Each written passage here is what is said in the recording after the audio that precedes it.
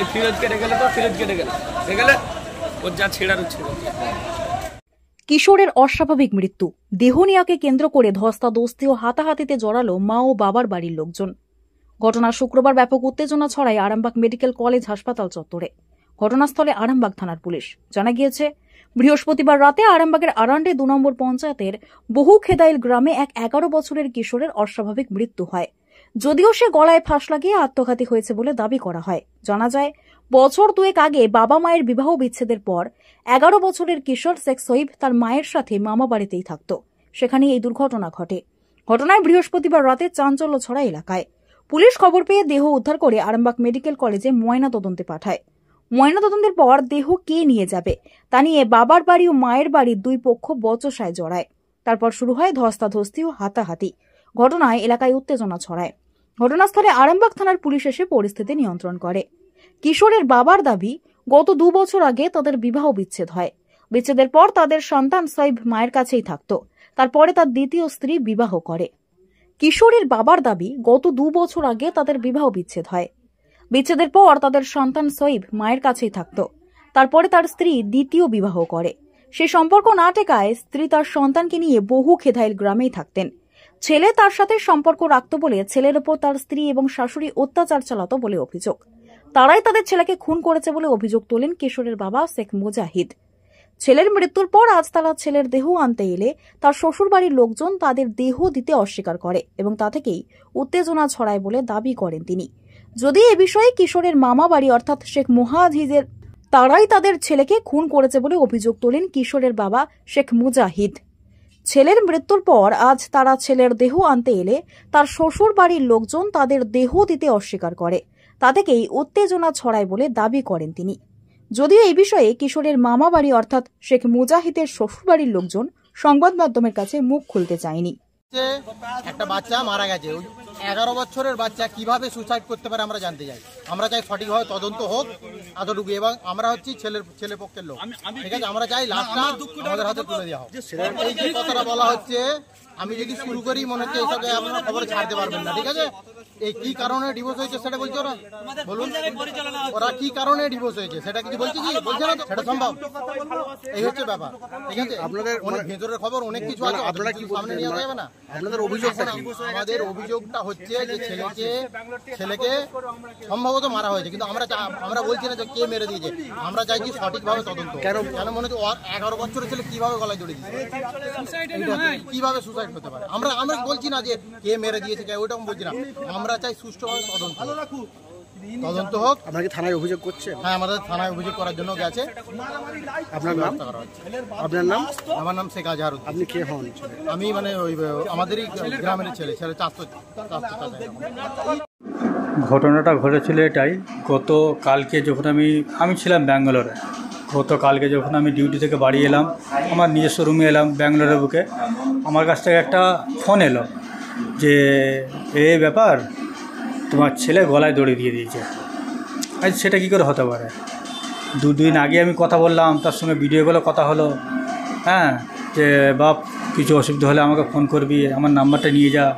500 টাকাও দিলাম হাতে, আরও সবাই অনেকে দিয়েছে পয়সা, 200-500 যার যেমন হয়েছে দিয়েছে।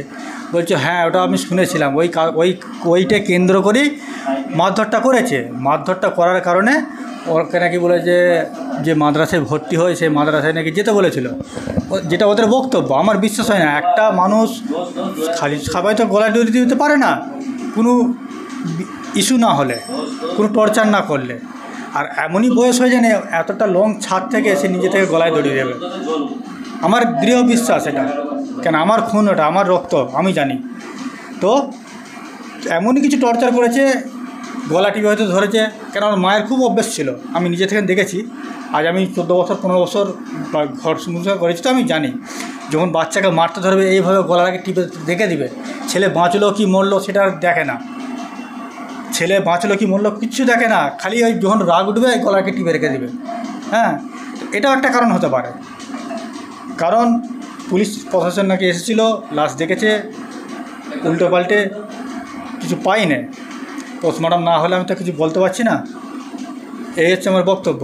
আমি 2 দিন আগে যখন ভিডিও কলে কথা হলো যে বাপ কাঁদছিস কেন, আমাকে তখন বললো এর আগে যখন আসছিলাম আমাকে এখানে আসতে দেয়নি। কারণ কেন, আমি এখানে এলি আমাকে প্রচুর মারধর করে, আমাকে সারা রাত মেরে বাইরে বার করে রেখে দিয়েছিল, বাড়িতে ঢুকতে দেয় না আমাকে কাঁদছে আর আমাকে বলছে দেখ বাপ, লুকিয়ে লুকিয়ে তুই আমাকে ফোন করবি, ওদের সামনে ফোন করবি না, তো যেটা সুবিধা অসুবিধা হবে আমাকে জানাবি, ওদের সামনে জানাবি না। তারপরেও কী কারণে জেনে গেছে, মারধরও করেছে, কালকে প্রচণ্ড পরিমাণ মারধর করেছে। মারধর করে আমার বিশ্বাস ওরা মেরে টাঙিয়ে দিয়েছে, এর বিচার আমি চাই। মেরেছে আমার শাশুড়ি মেন নায়ক, আমার শ্বশুর শেখ সোনাই, আমার শাশুড়ি হামিদা বেগম, আমার স্ত্রী সালমা ইয়াসমিন। নিজের ছেলেকে ছেলে মারবে কেন? এখন মারার কারণ হচ্ছে এটাই, সে একটা ছেড়ে আমার কাছে ডাইভোর্স হওয়ার পর দুটো বিয়ে করেছে। প্রথম বিয়ে করেছিল, 1 মাস সংসার করেছে, তার সঙ্গে আবার ডাইভোর্স হয়ে গেছে, আবার দ্বিতীয় বিয়ে করেছে। তা এখন সেই স্বামীর সঙ্গে আছে, তারও সন্তান আছে, সেই কারণে হতে পারে আমার বিশ্বাস। কোথায় আপনার বাড়ি? আর আপনি কী করেন স্যার? আমি সেলাইয়ের কাজ করি। কোথায় থাকেন? ব্যাঙ্গালোরে থাকি আমি। আজকে হাসপাতালের মধ্যে আমি যখন ব্যাঙ্গালোর থেকে কালকে খবর পেয়ে আমি আজকে ফ্লাইট ধরে এলাম, বেলা 11টার সময় কলকাতায় নেমেছি। আমি রিসেন্টলি 1 ঘন্টা হলো এসেছি।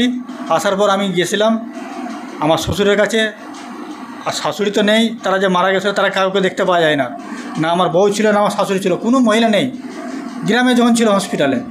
ওর তবে আমি এখন গেলাম যে দেখুন যে জিনিস চলে গেছে সেটা তো ফিরে আসবে না, তো আমার ছেলে আমি আমার গ্রামে নিয়ে গিয়ে মাটি মঞ্জিল করব।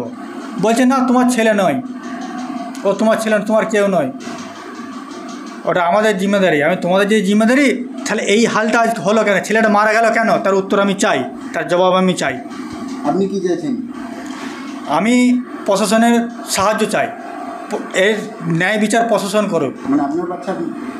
আমি চাই আমার বাচ্চাকে আমি যেন নিজের বাড়িতে নিয়ে গিয়ে মাটি মঞ্জিল করতে পারি, এটাই আমার আইনের কাছে অনুরোধ। আমার বাড়ির তাঁতিশাল। আচ্ছা, ছেলের নাম? ছেলের নাম শেখ মোহাম্মদ সাহিফ। কিসে পড়তো? ও যখন পড়তো ক্লাস 3-তে, তারপর বিচ্ছিন্ন হয়ে যাওয়ার পর বাড়িতেই ছিল, বাড়িতে থাকার পর মাদ্রাসায় অ্যাডমিশন করেছে। আমি পুরোপুরি কেন কোনটাকে রাখতে দিচ্ছে না, আমি পুরোপুরি খবরটা পাচ্ছি না। বয়সটা কত হবে? বয়সটা 10 থেকে 11 বছর হবে।